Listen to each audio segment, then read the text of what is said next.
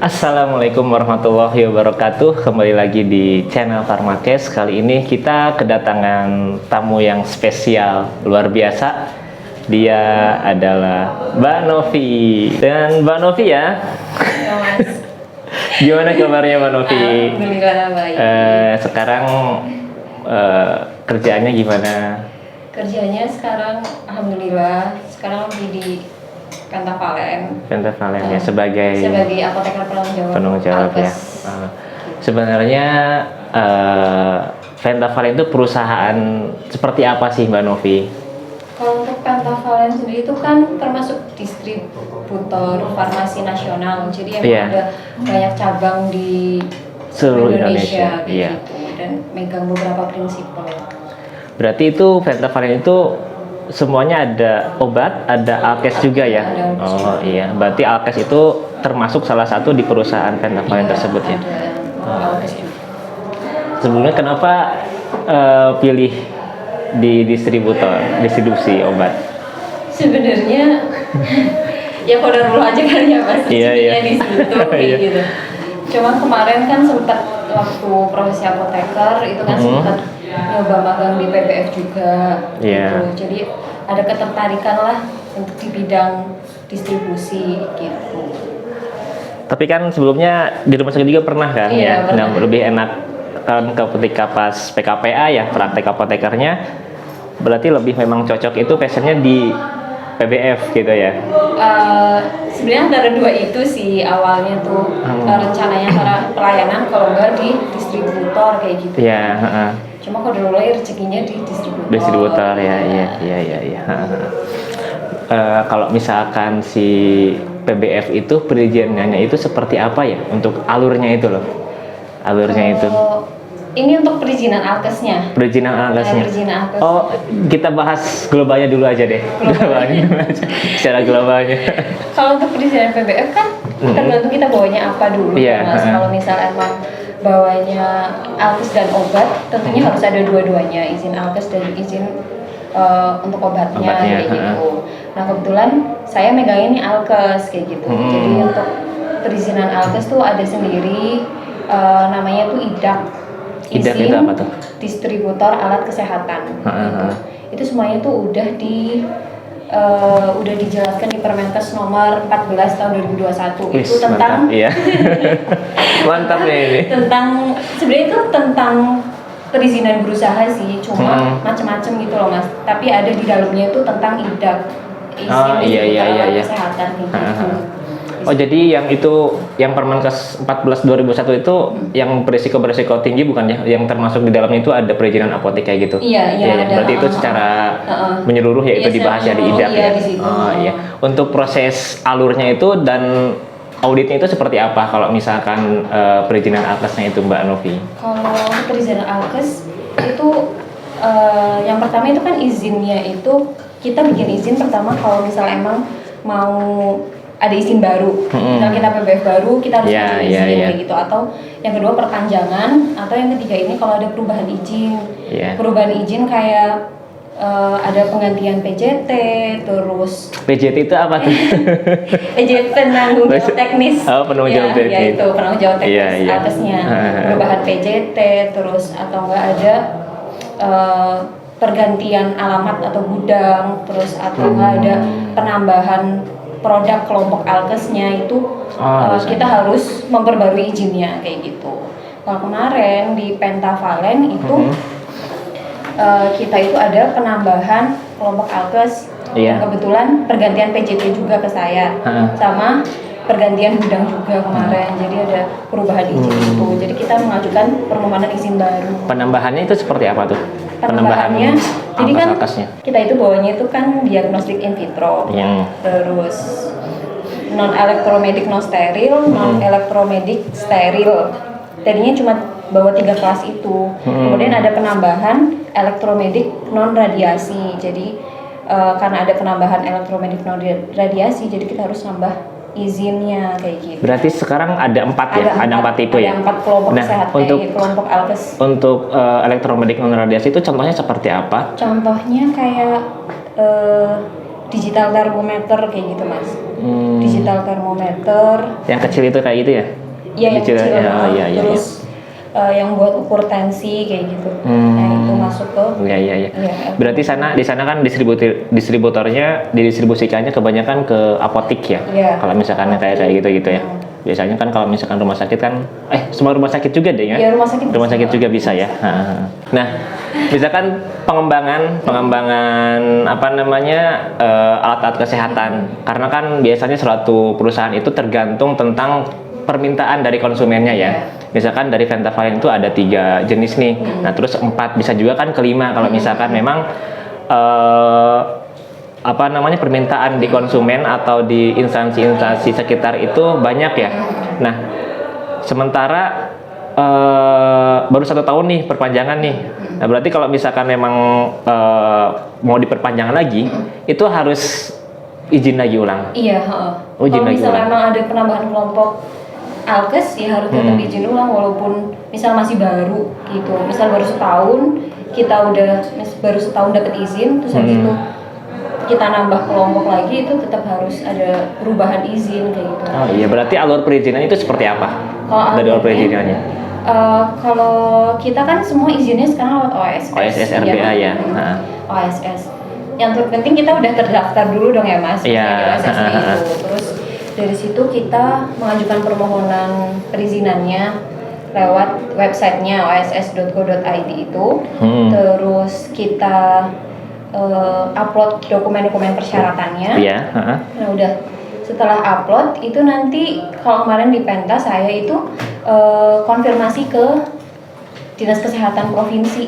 Oh, ke provinsi. Ya, Dinas Kesehatan Provinsi buat minta jadwal visitasi gitu. Berarti yang nanti di visitasi itu sama provinsi juga ikut serta ya? Iya, Dinas Kesehatan Provinsi iya, ya? Dinkes Provinsi. Iya, selain BPOM terus dinas ini juga Dinkes BPOM enggak ya? Provinsi aja. Dinas Kesehatan Sini Kabupaten enggak? Enggak. Oh, enggak ya. Dari provinsi aja itu visitasinya. Berarti memang alurnya panjang juga ya. Iya, Itu yang mengerjakan itu apakah apoteker sendiri, apoteker penanggung jawabnya atau dari apa namanya? Kayak manajer gitu loh.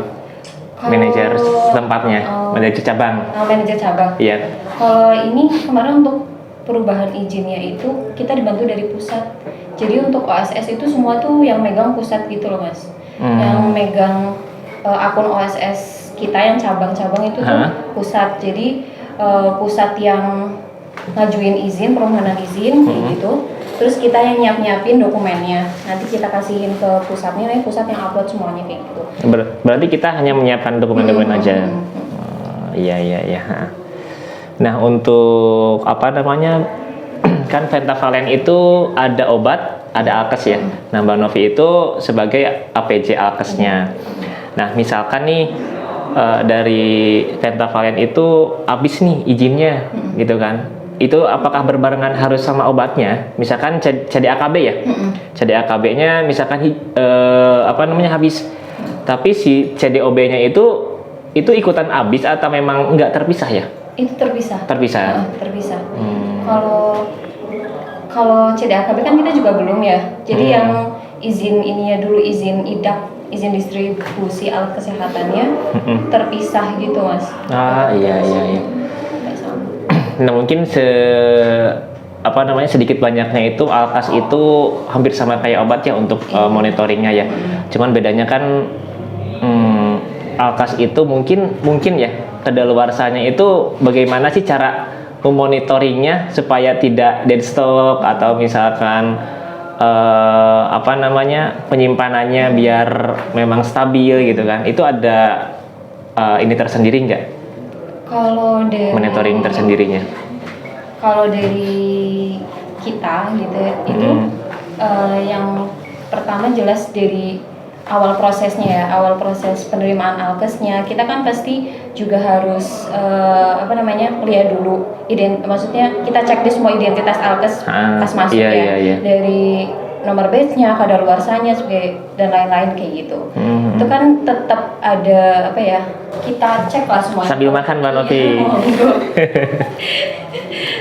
Kalau bisa memang yang kadaluarsanya terlalu mendekati itu ya kita tolak kayak gitu Mas. Iya. Terus untuk penyimpanannya sendiri, penyimpanan kalau di kami itu sistemnya masih sistem yang FIFO untuk alkes. Maksudnya first expired first out, yang edit duluan yang keluar duluan kayak gitu. Terus tetap lihat rotasi penjualannya juga seperti apa gitu loh, fast movingnya, slow movingnya kayak gitu. Gini nih, kalau misalkan di obat kan memang gimana ya, jadi hampir semua orang itu perlu obat ya, beda sama alkes kan. Iya. Jadi nggak semua orang perlu alkes ya. Iya. Misalkan batuk kan nggak perlu alkes gitu kan, otomatis kan dalam hal penjualannya itu lebih seringnya itu obat kan. Nah misalkan kembali lagi ke pertanyaan yang tadi yang apa namanya, ketika penambahan si permintaan dari konsumen, terus ketika si konsumen tersebut itu hanya pesan sekali, tapi kita itu pesannya itu banyak gitu loh, kita ngejadiinnya itu banyak, otomatis kan kita nggak bisa langsung istilahnya jual paksa lah ke konsumen, karena kan beda kalau misalkan obat kan, misalkan katakanlah paracetamol nih, kan ada beberapa merek-merek kan gitu kan, kalau misalkan memang si merek si ini tuh nggak laku, oh ya bisa misalkan kita apa nih, titip dulu di apotik misalkan gitu kan, atau jadiin program nih gitu kan, bisa kan beli 2 gratis 4 kan, ada juga kan kayak seperti itu ya. Jadi biar daripada expired kan mending lah gak apa-apa jual paksa aja gitu kan. Kalau misalkan Akak sendiri itu kan sebenarnya nggak bisa ya kayak gitu ya. Tapi kalau di Penta itu ada programnya juga. Ada untuk program beberapa itu sih program yang beli ini bonus ini kayak gitu, itu ada juga program ada kayak juga gitu. ya. Ada kayak Tapi memang untuk yang dead stock ada aja. ada aja sih. Ada aja ya. Ada aja. Kalau expirednya gimana ya? Expirednya Maksudnya berapa tahun tuh? tergantung. Ada juga tapi. Ada juga ada yang ada expirednya juga. Tapi kan kalau misalkan expired berarti berpengaruhnya ke apa namanya, ke kualitas ya, misalkan termometer jadi nggak kepake atau gimana gitu kan, nggak ada. Jadi nggak ada misalkan ininya jadi bagus jadi gitu nggak ada. Beda kan kalau misalkan obat kan, misalkan dia expired terus kan berpengaruh banget gitu kan, berpengaruh banget ke yang minumnya gitu kan. Ada beberapa yang emang ada expirednya gitu Mas. Ada kalau yang untuk kayak gitu misal kayak spuit atau kayak termometer terus tensi kayak gitu ya nggak ada. Oh nggak ada expired ya. Berarti lebih aman buat bestoknya. Kalau yang kayak elektromedik non radiasi kayak gitu cuma ini aja, ada jaminan kalau misal rusak gitu, kita ada teknisinya kayak gitu, kalau misalnya harus dibetulin kayak gitu. Iya. Nah, tadi kan berbicara tentang yang alur perizinan itu ada CDAKB ya, cara distribusi alkes yang baik ya. Nah, sebenarnya saya juga belum tahu sih apa itu CDAKB yang kayak gitu, hanya tahu sekilas dan tahu kepanjangannya aja gitu kan. Nah, kebetulan kan Bang Novi kemarin udah pelatihan katanya ya, udah pelatihan, itu gimana aja tuh pelatihan CDAKB? Apakah langsung dari kayak pelatihan kita mau ujian gitu kan, maksudnya oh ini loh pertanyaan-pertanyaan, oh ini loh yang mau disiapkan gitu kan, itu seperti apa? Kalau kemarin waktu pelatihan itu sebenarnya lebih ke pengenalan gitu tentang terkait regulasi terkait alat kesehatan, kebijakannya, terus lebih ke peran kita sebagai PJT itu seperti apa, karena kan memang itu kayak orang tuh masih belum ngerti banget ya. Iya, CDAKB. Maksudnya terkait peran-peran penanggung jawab teknis di alat kesehatan seperti apa kan masih nggak awam lah di orang-orang kayak gitu. Nah itu ya pengenalan kayak gitu sama aspek-aspek CDAKB-nya itu seperti apa kayak gitu. Itu semua pesertanya apoteker atau ada TTK aja ya? Ada yang ada TTK juga ya. Nah, untuk penanggung jawab alkes itu, misalkan itu tuh apakah harus apoteker atau TTK? Apakah kemungkinan nggak nih di Venta Valen itu yang tadinya apoteker jadi penanggung jawab alkesnya itu TTK kembali? Misalkan dengan biaya operasionalnya nggak kurang gitu kan, ya udah daripada gaji apoteker mendingan TTK aja yang itu. Kemungkinan nggak? Tapi nggak mungkin ya, urusan besar gitu. Kalau kalau menurut peraturan kemarin setelah pelatihan juga ya, itu sebenarnya tergantung berapa kelompok alkes yang kita bawa gitu Mas. Jadi kemarin itu kalau memang ada empat kelompok alkes, 4 ke atas ya, 4 sampai 5 kelompok alkes yang kita bawa itu minimal itu harus S1 kayak gitu. S1 minimalnya ya, berarti masih bisa ya? Iya masih bisa sebenarnya kayak gitu. Cuma kemarin dari pusat katanya ada wacana-wacana emang harus apoteker kayak gitu, bakal ada perubahan kayak gitu. Semuanya, baik itu distributor atau subdis juga harus apoteker? Tergantung kelompoknya tetap. Tergantung kelompoknya. Oh jadi memang diatur tergantung kelompok-kelompoknya ya? Iya, kita bawa berapa kelompok kayak gitu. Kalau misal kita cuma bawa 1 kelompok doang itu masih bisa D3 atau ya S1 itu masih bisa. Iya, iya. Nah untuk ujian kemarin pas pelatihan itu seperti apa? Apakah ujian langsung di lapangan atau memang hanya ujian yang kayak essay atau ngisi ABCD gitu kan? Iya. Kemarin ujiannya ada kritis sama postes sih, dan itu cuma via Google Form aja. Materi-materinya juga nggak jauh terkait ya regulasi peraturan terkait ini CDAKB kayak gitu. Rencana mau CDAKB itu kapan lagi nih, Venta Valen? Kalau buat CDAKB rencananya sih pengennya ya Mas, pengennya akhir tahun kalau nggak awal tahun depan kayak kita yang pengen apa udah ada yang itu? Enggak, jadi kan memang udah ada yang ditentukan? Oh kemarin kan memang habis pelatihan gitu kan kita laporan juga ke pusat kayak gitu. Kalau dari pusat sih secepatnya untuk bisa CDAKB, cuma kan memang harus dipersiapkan semuanya untuk aspek-aspek CDAKB-nya kayak gitu loh. Jadi kita persiapkan dulu, nanti ketika emang udah siap baru laporan lagi ke pusat kayak gitu.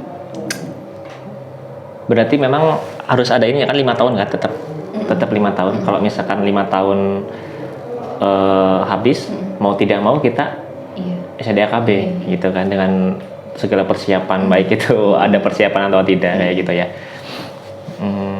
Nah, Mbak Novi sendiri kan dari mulai lulus, terus sebelum pas kuliahnya itu di rumah sakit, terus PBF ya, PBF otomatis kan udah tau lah gitu kan kerja di PBF itu seperti apa, di rumah sakit seperti apa gitu kan, ada pengalaman. Mungkin setiap pekerjaan ada jenuhnya ya gitu kan. Nah untuk endgame-nya itu mau ke mana gitu kan? Apakah mau tetap fokus di PBF gitu kan dengan segala banyak pekerjaan, faktur-faktur yang kerjanya tanda tangan doang? Gitu. Enggak ya?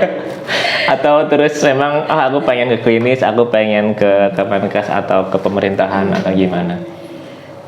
Kalau untuk sekarang sih masih ya dijalanin dulu lah ya. Dijalanin dulu ya. Gitu. Memang belum ada persiapan ke arah mananya. Bayangan-bayangan untuk kedepannya ya ada sih. Gimana tuh mau kemana? Sebenarnya pengen nyoba ke pelayanan juga. Pelayanan. Pelayanan jadi di rumah sakit atau di apotek kayak gitu. Jadi tapi untuk sekarang, maksudnya untuk dekat-dekat ini ya masih tetap di PPF juga ya. Soalnya susah juga cari apoteker, nanti kasihan perusahaannya harus melatih kembali gitu kan dari nol lagi. Izin soalnya. Iya. Udah itu. Oke, terima kasih Mbak Novi atas waktunya. Gak kerasa kita udah berapa menit ya? 30 menit ya? 30 menit mudah-mudahan. 20 menit? Gak kerasa udah 20 menit. Ya semoga obrolan kali ini bermanfaat ya bagi teman-teman semua yang menonton. Oke, assalamualaikum warahmatullahi wabarakatuh.